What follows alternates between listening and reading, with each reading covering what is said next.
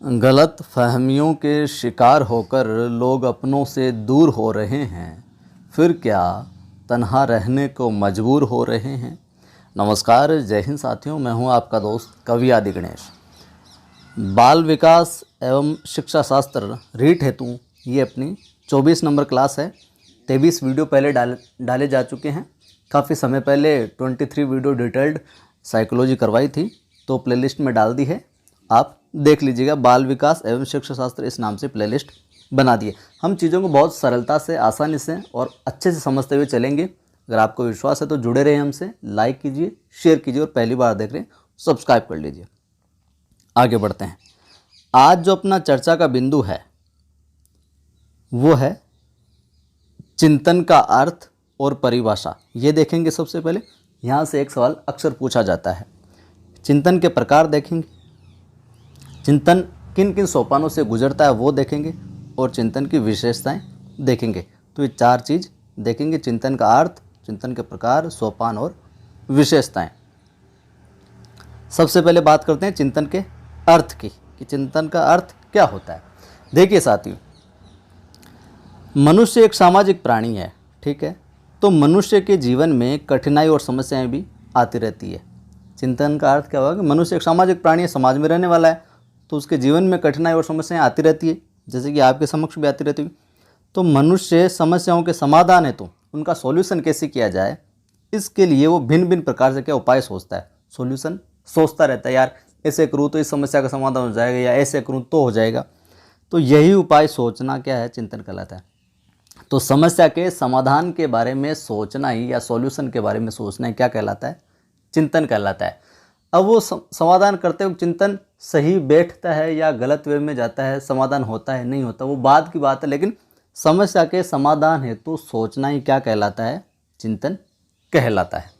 आगे बात समझें। अब कुछ विद्वान हैं, उन्होंने चिंतन की परिभाषाएं दी है। तो परीक्षा में अक्सर परिभाषा दे के पूछ ली जाती है, ये चिंतन के विषय में किसने कहा है, किसका कथन है। तो जो प्रमुख है उनको देखते हैं। परिभाषाओं में रोश महोदय क्या कहते हैं। रोश कहते हैं, चिंतन मानसिक क्रिया का ज्ञानात्मक पहलू है। जो चिंतन, जो मानसिक क्रिया होती है अपनी, उसका क्या ज्ञानात्मक पहलू है, ज्ञान वाला पक्ष है। और यह मन की बातों से संबंधित मानसिक क्रिया। मन के अंदर जो बातें होती है वो मस्तिष्क के, मन के अंदर जो बातें चलती है वो मस्तिष्क में जाती है, और वो चिंतन करती है कि इस समस्या का यह समाधान हो सकता है। तो चिंतन मानसिक क्रिया क्या ज्ञानात्मक पहलू है, और ये मन की बातों से संबंधित क्या है, मानसिक क्रिया है। ये कहते हैं रोश महोदय। रायबर्न क्या कहते हैं कि चिंतन इच्छा संबंधी क्रिया है। चिंतन क्या है, इच्छा संबंधी क्रिया है, जो किसी असंतोष के कारण, कोई आपके बाधा उत्पन्न हो गई, उसके बाद में जो प्रक्रिया स्टार्ट होती है, तो जो किसी असंतोष के कारण आरंभ होती है और प्रयास के आधार पर चलती हुई स्थिति पर पहुंच जाती है, जो इच्छा को संतुष्ट करती है। समस्या आई आपके सामने, फिर इच्छा हुई कि इसका सॉल्यूशन क्या है, फिर समाधान ढूंढने का प्रयास करते हैं, सोचते हैं, समाधान अंततः मिलता है। तो जो आपकी इच्छा थी समस्या के समाधान तक पहुंचने की, वो संतुष्ट करती है, ठीक है। ये है क्या है, चिंतन। ये कौन कहते हैं, रायबर्न कहते हैं। वैलेंटाइन महोदय क्या कहते हैं कि चिंतन शब्द का प्रयोग उस क्रिया के लिए किया जाता है जिसमें श्रृंखलाबद्ध विचार किसी लक्ष्य या उद्देश्य की ओर अविराम गति से प्रवाहित होते हैं। ये कहते हैं वैलेंटाइन महोदय। सिल्वरमैन क्या कहते हैं, ये परिभाषा और महत्वपूर्ण है, ठीक है, ध्यान से देखिएगा। सिल्वरमैन कहते हैं कि चिंतन एक ऐसी मानसिक क्रिया है जो हम लोगों को उद्दीपक, जिसे उत्पन्न हो रहा है, जो उद्दीपक प्रेरित कर जाता है, उद्दीपक वह घटनाओं के प्रतीकात्मक प्रतिनिधित्व द्वारा माफ़ कीजिएगा।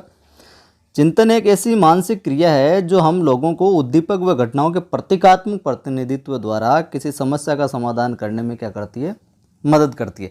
कुल मिला के बात यह है कि चिंतन क्या है, समस्या के समाधान करने में मदद करती है। बस यही मेन मुख्य बात है। अब चिंतन के प्रकार देख लेते हैं हम। काइंड्स ऑफ थिंकिंग पूछा जा सकता है कि निम्न में से चिंतन का प्रकार नहीं है, तो 3 तो चिंतन के प्रकार दे दिए, एक जो नहीं है वो दे दिया। तो आपको ये सारे याद होने जरूरी है। चिंतन के मुख्य रूप से 4 प्रकार हो सकते हैं। प्रत्यक्षात्मक चिंतन, प्रत्यात्मक चिंतन, कल्पनात्मक चिंतन और तार्किक चिंतन। प्रत्यक्षात्मक, प्रत्यात्मक, कल्पनात्मक और तार्किक, ये सोचने के चिंतन के प्रकार हैं। अब इनको हम देखते हैं इनके अंदर क्या क्या है। जो प्रत्यक्षात्मक चिंतन है, प्रत्यक्ष यानी सामने, तो जैसा कि नाम से स्पष्ट है कि इसमें उस चीज़ का चिंतन होगा जो प्रत्यक्ष होगी। ठीक है, सामने जो होगी कि ये सामने चीज़ पड़ी है, अब उसके बारे में हम चिंतन करेंगे इसका क्या कुछ होना है, वो चीज़ अर्थात सामने होगी। इसमें बालक उन वस्तुओं के बारे में सोचता है जो उसके सामने भौतिक वातावरण में उपस्थित रहती है। ठीक है, आगे बात समझें। जैसे कि मान लो कोई क्रिकेट खेलने जा रहा है, बैट टूट गया, सामने दिख रही है उसको वो चीज़ कि यार अब इसको वो सोचने लग जाता है इसको मैं कैसे ठीक करूँ ताकि मैं अच्छे से खेल पाऊँ। इस तरीके से आप देख सकते हैं सामने प्रत्यक्षात्मक चिंतन। दूसरा प्रकार आता है प्रत्यात्मक चिंतन का। उम्मीद करता हूँ आपको मेरे द्वारा ये जो समझाया जा रहा है अच्छे से समझ आ रहा है। और निरंतर जुड़े रहें, लाइक कर दें, वीडियो को शेयर कर दें, ज़्यादा से ज़्यादा मित्रों को जोड़ें आप, और सब्सक्राइब कर लें नोटिफिकेशन बेल को क्लिक करके, ताकि हर वीडियो की सूचना मिलती रहे। और बाकी की वीडियो आप प्लेलिस्ट में जाकर देख सकते हैं। प्रत्यात्मक चिंतन क्या होता है?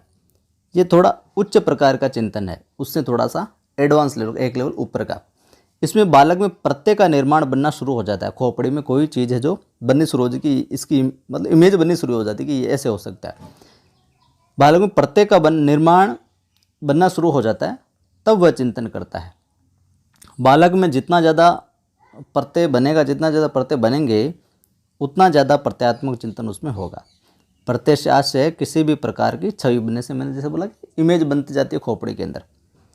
बच्चा जानवर और वस्तुओं आदि को देखकर उसका चित्र दिमाग में बनाना सीख जाता है। इसके आधार पर यह चिंतन है जो शुरू होता है। ठीक है, जैसे कि मैं उस उदाहरण को लूँ, वहीं पे बैट वाले को जो बैट टूट गया उसका वो खेलने जा रहा है, अब उससे वो सोच रहा है, लेकिन अब दिमाग में ये छवि बना रहा है कि हाँ मैं इसको ऐसे लगाऊंगा तो ये यहाँ पे फिट हो जाएगा, बिल्कुल भी खेलने लायक। तो वो छवि खोपड़ी में इमेज बना ले उन्हें, मैं ऐसे ऐसे करूँगा तो ये ऐसे लग जाए। खोपड़ी में वो बिल्कुल कर रहा है उस चीज़ को, जैसे कि बैट तैयार हो रहा है, मैं बैट को सही कर रहा हूँ, बैट सही हो गया, बिल्कुल मैं खेलने लगे। तो जो इमेज बना लेता है वो कहलाता है प्रत्यात्मक चिंतन। तीसरा चिंतन आता है कल्पनात्मक चिंतन। ठीक है, कल्पना करने वाला समझिए। तो इसमें वस्तुओं के सामने न होते हुए भी उसके बारे में सोचना और चिंतन करना ही क्या है, कल्पनात्मक चिंतन कहलाता है। इसमें बालक कल्पना करना सीख जाता है। अब वह वस्तुओं आदि के सामने न होते हुए भी उसके बारे में सोच सकता है। बस यही कल्पनात्मक, सामने नहीं है फिर भी सोच रहा है। तार्किक चिंतन चौथा आता है। तो इसमें कई विद्वान तर्कों आदि के आधार पर चिंतन किया जाता है। तर्कों के फैक्ट के आधार पर चिंतन किया जाता है। यह चिंतन हर कोई नहीं कर पाता है। यह सर्वाधिक उच्च प्रकार का चिंतन है। हर व्यक्ति को फैक्ट मालूम हो, कोई भी समस्या उससे संबंधित कोई ज़रूरी नहीं है। तो इसके लिए एडवांस होना बहुत ज़रूरी है। उच्च प्रकार का चिंतन है। बुद्धिजीवी अक्सर इसी प्रकार का चिंतन है जो प्रयोग में लाते हैं या प्रयोग करते हैं। अब चिंतन की विशेषताएं देख लें कि चिंतन के अंदर क्या क्या चीज़ें आती है। तो चिंतन द्वारा समस्या का समाधान किया जाता है। चिंतन द्वारा क्या किया जाता है?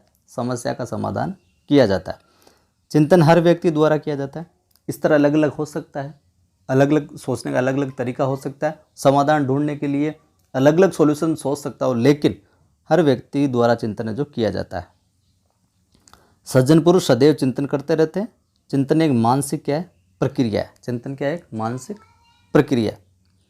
प्रश्न बन सकता है यहीं से भी, देखिए सीधा सवाल कि चिंतन निम्न चिंतन प्रक्रिया है, शारीरिक, मानसिक, इस प्रकार से। तो मानसिक चिंतन एक विशिष्ट गुण है। चिंतन के सोपान देखते हैं, किन चरणों से होकर चिंतन गुजरता है। तो देखिए चिंतन के सोपान, पहला समस्या का आकलन। सबसे पहले तो आता है चिंतन के अंदर समस्या का आकलन कि समस्या क्या है। फिर संबंधित तथ्यों का संकलन, समस्या से जुड़े हुए तथ्यों का संकलन कि यह समस्या है, अब इससे जुड़े हुई ये चीज़ें इस समस्या से जुड़ी हुई है। फिर निष्कर्ष पर पहुंचता है कि यह है मामला, और फिर क्या होता है आखिर में निष्कर्ष का परीक्षण। ठीक है साथियों, तो ये था आज का अपना बिंदु चिंतन।